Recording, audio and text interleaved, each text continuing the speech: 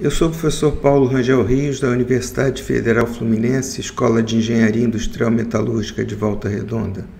E eu vou falar hoje sobre nucleação heterogênea. Vamos falar a nucleação heterogênea, os seguintes tópicos. Primeiro nós vamos falar o que é molhabilidade, comparar o núcleo crítico homogêneo com heterogêneo, falar da nucleação heterogênea propriamente dita e comparar a taxa de nucleação homogênea versus a taxa de nucleação heterogênea. Depois nós vamos ter, para terminar, mostrar por que nós escolhemos a nucleação vapor líquido para discutir aqui e como isso poderia ser estendido em casos mais complexos, como líquido sólido, sólido sólido, etc. E tirar algumas conclusões. Essa é uma bela foto tirada de um site Hammer Heart Instrument Company, mostrando gotas de água sobre um substrato em que essas gotas de água não molham. Quer dizer, as gotas permanecem perfeitamente esféricas. Uma bela foto. A gente vê que o substrato é um tipo de material especial que a água não consegue molhar. Esse, ao contrário, é um substrato já hidrofílico, né? A gente vê que as gotas estão bem mais achatadas. Essa foto de um tal de André Bossi, em 2007. E eu não tenho escala, mas tudo bem, são gotas de água. E a gente vê, em comparação com a foto anterior, como elas estão bem mais achatadas, mostrando que elas molham muito mais esse substrato do que as outras eram capazes de molhar. A ideia, então, de usar a nucleação heterogênea é que a gente tendo um substrato e o material, por exemplo, a gota de líquido, sendo capaz de molhar esse substrato, a gente vai ter apenas um pedaço. O núcleo vai ser apenas esse pedaço, o núcleo heterogêneo, em contraste com a esfera inteira, que seria o núcleo homogêneo. A gente nota aqui, por exemplo, dois pontos importantes. O primeiro é que o raio crítico continua sendo o mesmo. Eu não vou provar, mas está claro aqui desse desenho. E outro ponto importante é que o número de átomos do núcleo heterogêneo de raio crítico é muito menor do que o número de átomos do núcleo homogêneo de raio crítico. Se quem viu o vídeo passado, em que a gente discutiu distribuições de embriões, é claro que quanto maior o número de átomos no embrião, menor vai ser o número de embriões. Então, nós vamos ter muito mais embriões com menos átomos, quer dizer, com núcleos heterogêneos, do que nós teremos com o número de átomos correspondentes ao núcleo homogêneo. Quer dizer, essa é a grande vantagem da nucleação heterogênea. Eu consigo atingir a criticalidade com um número de átomos bem menor, porque agora eu tenho a ajuda do substrato, da molhabilidade do substrato. Nós já vamos falar dessa molhabilidade no slide seguinte. Então, eu diria que o núcleo heterogêneo tem menos átomos e, portanto, é mais fácil de você formar um núcleo heterogêneo do que um núcleo homogêneo. Mais fácil significa, por exemplo, que a taxa de nucleação vai ser maior. Como eu disse, na prática, dificilmente a gente vai observar a nucleação homogênea. Praticamente sempre, não é que não exista, mas se eu tiver que chutar, se alguém me perguntar, essa nucleação é homogênea ou heterogênea? Eu vou sempre chutar heterogênea e provavelmente eu vou ganhar na maioria dos casos. Aqui nós temos apresentado de maneira mais formal o ângulo de molhabilidade. Esse ângulo vai ser função das energias interfaciais entre o líquido e o vapor, o substrato e o líquido, e o substrato e o vapor. A gente pode interpretar a gama tanto como uma energia interfacial por unidade de área, como uma força por unidade de comprimento, e tratar esse equilíbrio como se fosse um equilíbrio de forças. No caso, a gente nota, por exemplo, que o equilíbrio é só nessa direção.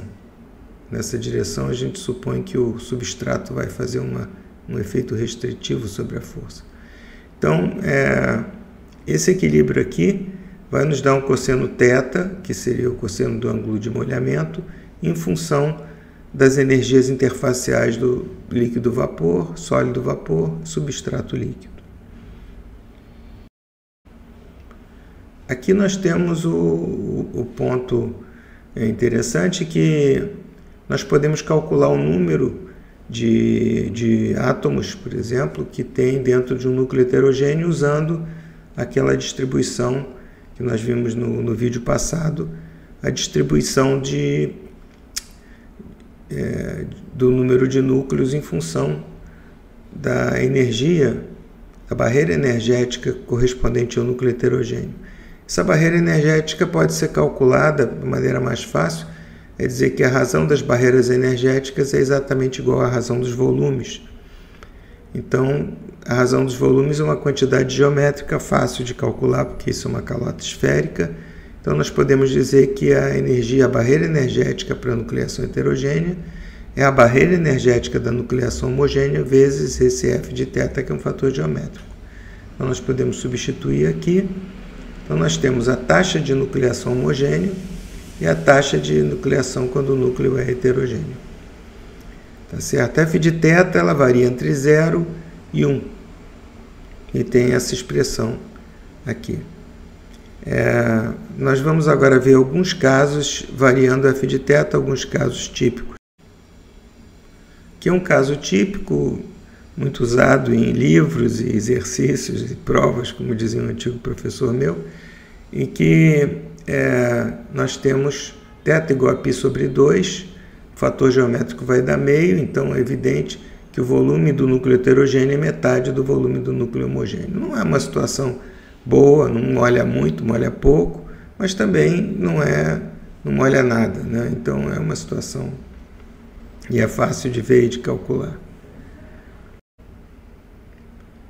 Aqui é uma situação interessante em que a gente tem um f de θ, cosseno de π vai dar menos 1, f de θ igual a 1. Isso significa que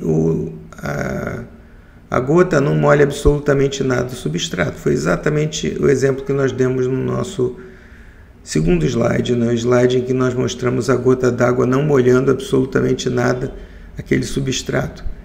Então, essa situação, então não há nenhuma vantagem em usar um substrato. A taxa de nucleação vai ser igual, porque não vai haver diferença nesse caso entre o núcleo homogêneo e não heterogêneo. O líquido não molha nada do substrato. Então, esse substrato, a gente diria que ele é inadequado. Ele não serve para nada. Se a gente quisesse acelerar a taxa de nucleação, o que a gente teria que fazer seria mudar o substrato para um substrato mais amigável, vamos dizer assim. Aqui nós temos o outro caso oposto, em que o líquido molha totalmente o substrato. Então, a razão é zero, quer dizer, não há barreira energética, não há propriamente nucleação nesse sentido, simplesmente o líquido começa a crescer diretamente do substrato. Teria que ter um substrato realmente muito bom. A gente nota na outra foto que nós mostramos que havia uma molhabilidade razoável, mas não tanto a ponto de espalhar completamente o líquido no substrato. Então essa seria outra situação, então seríamos duas situações extremas. Aqui são vários pontos interessantes que a gente tem que mostrar olhando esse gráfico. Esse gráfico ele é um esquema da taxa de nucleação contra a supersaturação, a nucleação vapor líquido. Um vapor saturado, a gente chama de supersaturação, o quanto ele está saturado, né? Essa saturação varia, aumenta daqui para cá. O primeiro ponto interessante é que está plotada a taxa de nucleação que nós calculamos e levando em conta a barreira energética no caso de um líquido, né, de um vapor saturado. O primeiro ponto interessante é que inicialmente essa taxa de nucleação é muito baixa, ela é próxima de zero. Então, é claro que se eu estiver na temperatura de equilíbrio, sólido ou líquido vapor, não vai haver nucleação, porque não há força motriz, ΔG igual a zero. Mas à medida que eu vou baixando a temperatura e vou tornando o vapor saturado, né, porque ele está abaixo da temperatura de condensação, o que acontece?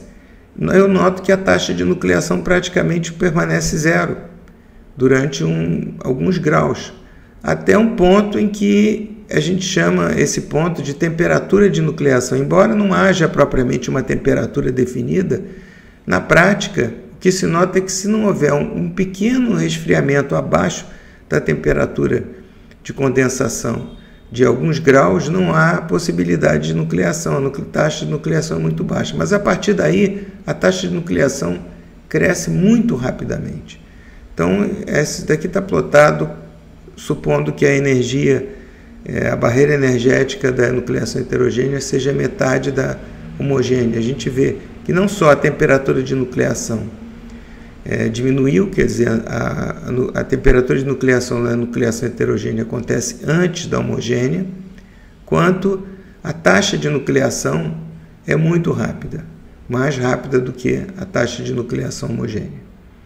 Quer dizer, então esse é um efeito muito forte da taxa de nucleação, da nucleação ser heterogênea sobre a nucleação ser homogênea. Mas o ponto desse gráfico é justamente essa questão da taxa, da temperatura de nucleação, que não há propriamente uma temperatura, da teoria nós não podemos afirmar tal vai ser a temperatura de nucleação, mas na prática, porque no início a taxa de nucleação é muito pequena, nós sempre temos que ter um certo número de graus de resfriamento para que, vamos dizer, a taxa de nucleação decole e comece a subir rapidamente. E aí a nucleação é abundante e a transformação ocorre rapidamente. Aqui nós vamos mostrar por que é mais conveniente começar pela compreensão da nucleação vapor líquido, haja vista as dificuldades que vão se apresentar quando a gente tentar tratar outras nucleações mais complexas, líquido-sólido, sólido-sólido, por exemplo. Então, quando a gente trata da nucleação vapor líquido, nós podemos imaginar uma gota esférica, porque a interface, em princípio, é isotrópica. Quer dizer, a energia interfacial ela é a mesma em todas as direções. Não há cristalografia, o líquido é amorfo, então não há para se esperar variação da energia interfacial em função da direção. Então, a aproximação de que um núcleo esférico é bastante razoável e com isso nós podemos desenvolver a teoria sem grandes problemas. Agora, quando a gente tem já um líquido transformando num cristal, a situação fica um pouco mais complicada. Pode haver um efeito da cristalografia e pode não haver. Pode ser que o cristal se solidifique como uma gota, dependendo das circunstâncias, mas pode ser também que haja um efeito da cristalografia e nós tenhamos um núcleo facetado e essas facetas sejam, por exemplo, planos 1,1, que talvez tenha energia interfacial menor do que a média. Então é todo um cálculo que nós temos que fazer, porque o volume é constante. Quando a gente tem uma forma geométrica que não seja esfera, a área por unidade de volume vai ser menor. Então, para compensar isso, essas facetas têm que ter uma energia interfacial menor. Eu não vou entrar nesse detalhe, mas só para mostrar que a forma do núcleo agora vai ser função da cristalografia e da energia interfacial dos planos que compõem o cristal. Aqui é uma situação ainda mais complicada quando eu tenho sólido alfa se transformando em sólido beta. Efeito da tensão. Com o efeito da tensão, nós provavelmente não podemos mais considerar um núcleo isotrópico, porque podemos ter um efeito anisotrópico, é complexo esse efeito, tem que ser calculado. Então, por exemplo, o núcleo pode ser um disco, por exemplo, e isso daí é estudado em mais detalhe nos livros que foram recomendados. Nesse vídeo nós não vamos ver. E, finalmente, o caso mais complexo ainda, quando eu tenho alfa-beta, eu tenho o efeito da tensão e da cristalografia. Nós podemos ter, por exemplo, um núcleo na forma de um disco fino, e isso ser um efeito tanto da tensão, que devido, por exemplo, a uma interface coerente, e isso em função também da cristalografia de alfa e beta. Tá certo? Então, a tensão e cristalografia podem influenciar a nucleação. E eu ainda não tenho ainda um caso que eu não coloquei aqui, que seria diferença de composição. Por exemplo, se nesse caso eu tiver uma diferença de composição entre alfa e beta, em geral eu vou ter, né? Isso também vai complicar nosso equacionamento da questão da nucleação, porque agora nós temos que levar em conta que a composição do núcleo é diferente da composição da matriz. E isso não está de acordo com o que nós vimos até agora nesses dois vídeos. Tá certo? Então, a situação pode ficar bastante mais complicada, mas qual é o valor da gente estudar a nucleação na sua forma mais simples, como a gente fez nesses dois vídeos? É que, por mais complicada que seja a situação, que nós estamos vendo que ela pode se complicar, a base do nosso raciocínio, quando a gente vê a questão da nucleação, continua sendo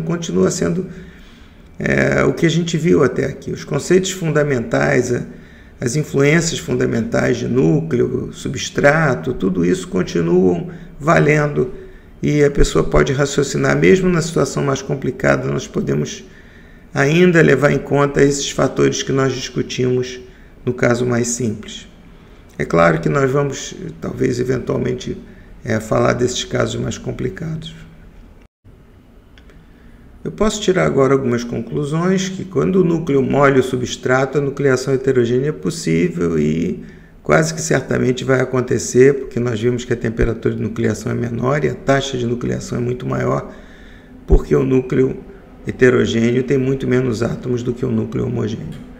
Então, como eu falei, o núcleo heterogêneo possui menos átomos e seu volume é menor e sua barreira energética é menor. Com isso, a taxa de nucleação heterogênea é muito maior do que a taxa de nucleação homogênea e, como eu disse, na prática quase sempre se observa a nucleação heterogênea. Finalmente, eu queria agradecer. Esse provavelmente vai ser o segundo núcleo, o último dessa pequena série de nucleação. Provavelmente o próximo vai ser sobre crescimento. Talvez no futuro a gente retome essa série de nucleação para discutir casos mais complicados. Obrigado àqueles que têm seguido a série até aqui. E, por favor, deixem sugestões e comentários no canal.